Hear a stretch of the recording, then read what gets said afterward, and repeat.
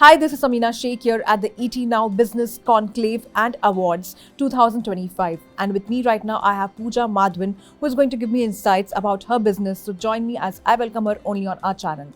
Lovely to have you, Pooja. Thank And you, Farhan. congratulations for having such a victorious journey. Tell me about the lab grown diamonds and something which has grown a lot in the industry and as elsewhere also in India. Thank you so much. We at Limelight are on a mission to spread lab grown diamonds across India. It's something that the world is still uncovering, but it's growing rapidly. Today, if you see, almost more than 50% of diamond sales now in the US is lab grown. The younger audiences are all becoming more and more aware of lab grown. To audiences who don't know what lab growns are exactly identical to mined diamonds. The only difference is their origin. Just like how you get the rocks, diamond rocks from the mines, here the same diamond is grown in an environment in a lab, but the end result is exactly the same. Similar to how we often talk about the test tube baby analogy, right? What we do in test tube baby or IVF technology is you take the DNA and then you develop it in a different environment, but the end result is exactly the same. So lab grown diamonds is exactly that. They take a small layer of a natural diamond, they place it in a reactor, and then they recreate the exact environment that the diamond gets below the surface above. So the same temperature, the same pressure, same gases are infused, and diamond is nothing but carbon. So the carbon from the gases starts separating under temperature pressure and it forms layers on top of the natural diamond layer. And that slowly grows into a rock. Now, is there a difference between this rock and the rock that comes from the mines? Absolutely no difference. They have the same physical, thermal, optical, characteristics, just like the mine diamonds. But the only thing that we are saving is the mining. Now, when you save mining, there are two major benefits. One is the heavy associated costs that come with mining that we all as consumers have paid for when it came to mine diamonds. Now, that is completely gone, and therefore these are much more affordable. And secondly is, we are living in a world where the environment is very, very important. And mining, of course, has its own, repercussions and environmental damages, which we sort of, completely do away. So lab-grown diamonds are eco-friendly and pocket-friendly. At the same time, I'm sure, as a woman is aware of the love for diamonds women have. How do you categorize with them, when it comes to providing, the diamonds, what they love? Are there different categories for, different individuals and what they're looking into? Yeah, absolutely. So I think, even if you see in India, right, every woman has always aspired for a solitaire. Like one day I will have in my life where I would want to, go and, buy a solitaire for myself or get a solitaire gifted, right? But I think that so far has just remained a dream. Because the pricing of mine diamonds or natural diamonds was so high, majority of them, it's just remained an aspiration, particularly when it comes to solitaires. Now with this technology of lab grown diamonds, you can actually like a 1 carat, to give you context, a 1 carat ring in a natural diamond will retail at anywhere between 5 to 6 lakh rupees, which is a lower VSGH color clarity, whereas a 1 carat lab grown diamond ring, let's say at Limelight, will retail at anywhere between 75,000 to 80,000 rupees. So there's a huge price difference, and suddenly you're able to achieve or fulfill the desire of owning a solitaire without having to hurt your pocket so much. So I think this product really speaks to the current audience or the new age audience, who we perhaps call as millennials, right? Who are not looking at jewelry for lockers. हमको jewelry locker में रखने के लिए नहीं चाहिए. We want to wear our jewelry, we want to flaunt our jewelry, and we don't want to die with aspirations in our mind. We want to live all the aspirations we always have. So I think this technology is enabling women to do that very easily. And I must say that the craving for diamonds is there in you as well, because I was surprised to know that, moving from the business of finance and management and investment actually, and from there you have moved on to the world of, lab grown diamonds and all. Why this shift completely? Yeah, absolutely. I think there's no woman that doesn't love diamonds. But yes, so I didn't belong. I didn't have any family background whatsoever in the diamond industry. But I think there was two things that really attracted me to this. One is the fact that this is a complete make in India product. So if you go to see, सालों साल पत्थर से हीरा बनाने का काम हमेशा India ने किया है, right? 9 out of 10 diamonds have been cut and polished in our country. आज India is championing this space of coming up with this technology जहाँ पत्थर भी हम बना रहे हैं, उसमें से हीरे भी हम बना रहे हैं, right? So when I had actually come across this product and I learned that this is what is happening in India, and I asked everybody that where is all this going, and my producers told me that we are exporting this to the US. So I said क्यों, मतलब why aren't we selling this to our own country?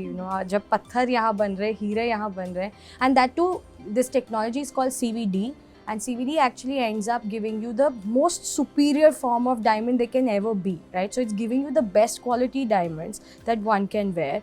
So I was like, why aren't we selling it in India? And that's when I started Limelight, and I said I want this to be the largest sustainable brand for India. And I'm moving your focus from the world of diamonds to the world of entertainment also, and more so because we have seen men also indulging in buying diamonds and wearing it.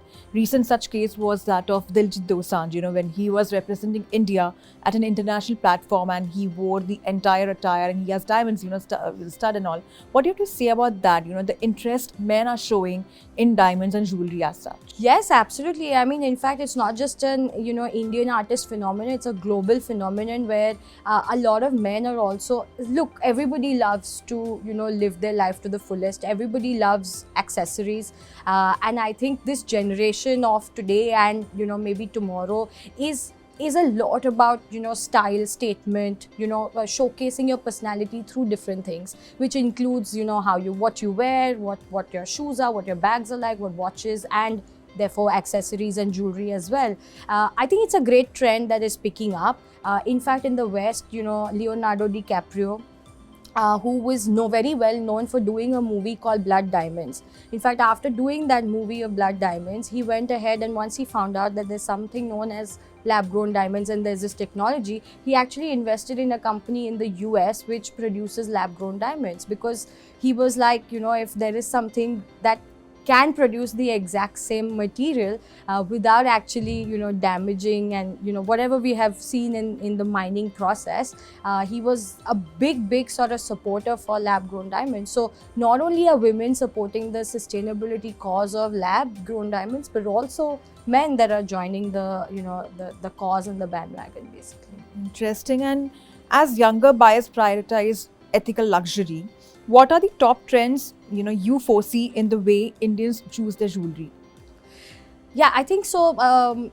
In my opinion, like I previously also said, I think the younger audiences are all about utility, affordability, and wearability, right? So I give you a very quick example of an consumer insight that happened at one of my stores, where the lady went like, lab grown diamonds makes complete sense, because let's say if I want to buy 2.5 carat each earrings, that in naturals costs me anywhere between 50 to 60 lakhs, and the same thing in lab growns costs you anywhere between 4 to 5 lakhs. Now, what she said after that was very interesting. She said that it's not about, now everybody, I think the myth is burst that natural diamonds have any store of value, or it's appreciating all the time, because we have seen the natural diamond prices fall in recent times. So she's like, look, I know that it's not going to have any appreciating value, but if I go and buy something worth 50-60 lakhs, then I am constantly, it's sitting more in the lockers than on myself. I'm constantly stressed. I will not take it to destination weddings. I will not wear it to dinner dates because I'm stressed about where I'm taking it. Whereas if it is something worth 4-5 lakhs, then I'm more comfortable sort of wearing it more often, and therefore the utility of the product suddenly increases.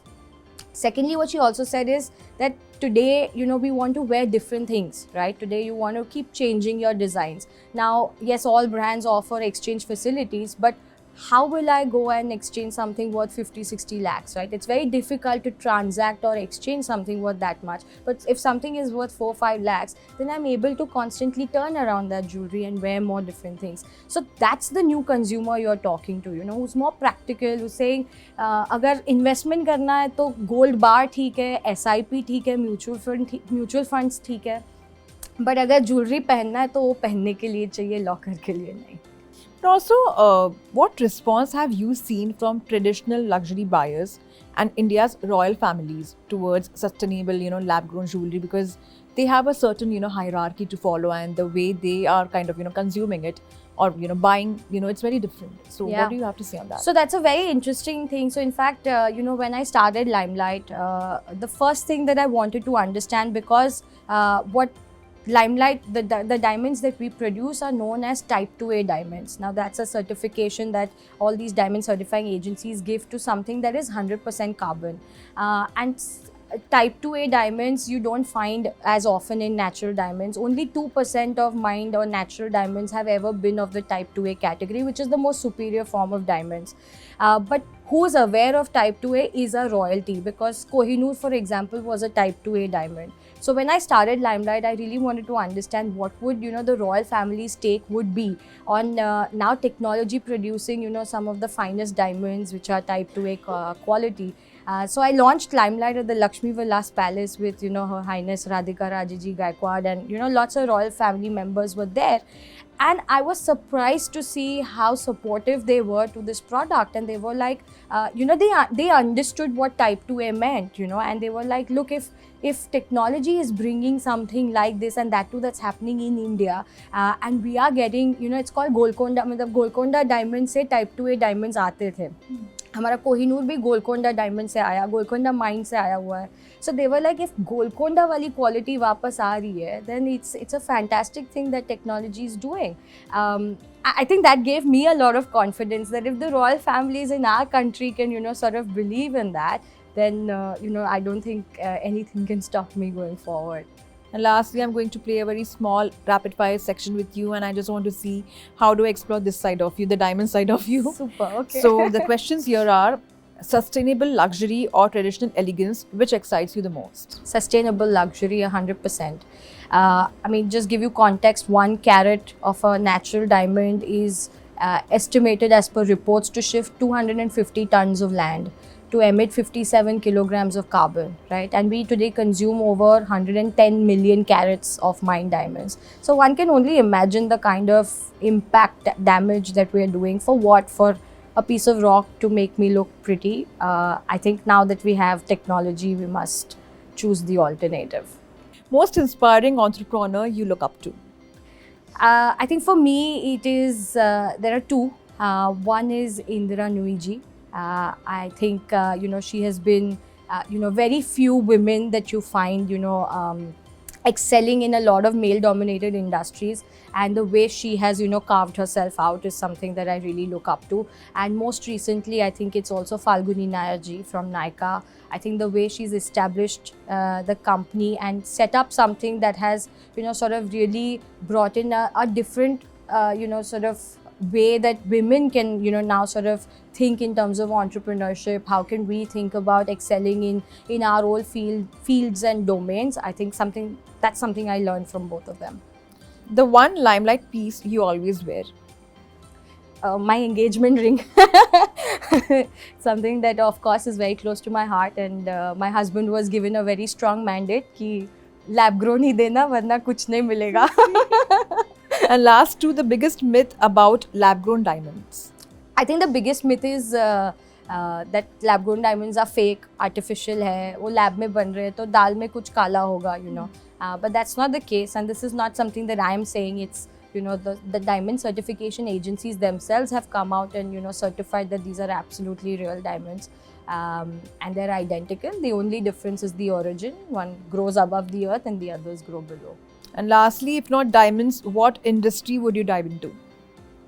Oh, that's a difficult one. I think what attracted me even in this was something that was born out of our own country. So I think any product that would have been of an Indian origin is something that I would have always wanted to look out for, and particularly something that serves my country before anyone else.